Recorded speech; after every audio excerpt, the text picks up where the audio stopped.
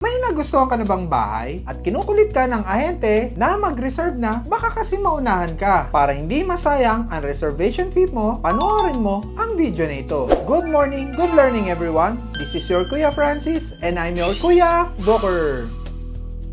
Bago po tayo magbayad ng reservation fee, para kampante tayo na ma-approve sila sa bank loan, panoorin niyo po ang video na to. Parang sa Love Life, mas mabuti ang sigurado.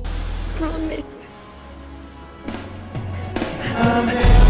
Number 1, dapat wala po tayong bad debts or hindi nabayarang utang sa credit card, bank loans at mga auto loan. Number 2, dapat wala tayong criminal case, lalo na po sa mga kasong bouncing check at fraud. Number 3, dapat wala po tayong critical illness kasi for sure, mahirapan po tayo kumuha ng Mortgage Redemption Insurance or MRI kasi ang MRI ay isa sa mandatory requirement para sa mga housing loan. Number 4, dapat walang marital problem dahil wala pa po tayong divorce dito at matagal ang process ng annulment, kailangan pong pumirma ng ex-partner mo ng mga contracts, isama sa title at magpasa ng loan requirements. Number 5, dapat 2 years regular employee na maganda ang kita kung ikaw ay businessman. Number 6, dapat ang iyong monthly amortization ay 40% of your monthly income. Kung may iba kang loan, dapat i-add mo ang iyong current monthly amortization sa magiging amortization mo sa bank. After mo matotal ang iyong monthly amortization, i-divide mo ng 40% para malaman mo ang required income sa loanable amount mo. Number 7, dapat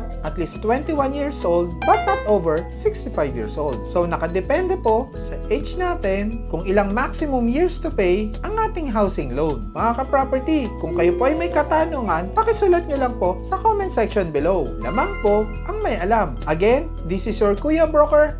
God bless po sa ating lahat.